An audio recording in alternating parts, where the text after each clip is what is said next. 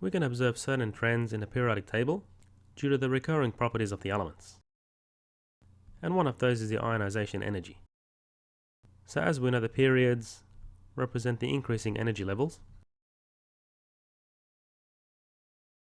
And if we look at energy level 2 and lithium, for example, and moving from left to right of the periodic table, we can see that the number of protons increase between the elements, and so do the number of neutrons.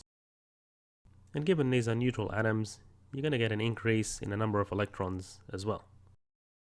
Now, given that the number of shielding electrons does not increase, according to our simplified model of the effective nuclear charge, where the shielding electrons are the core electrons, then a nucleus is going to exert a larger force on the valence electrons, and therefore those electrons are going to be more difficult to ionize.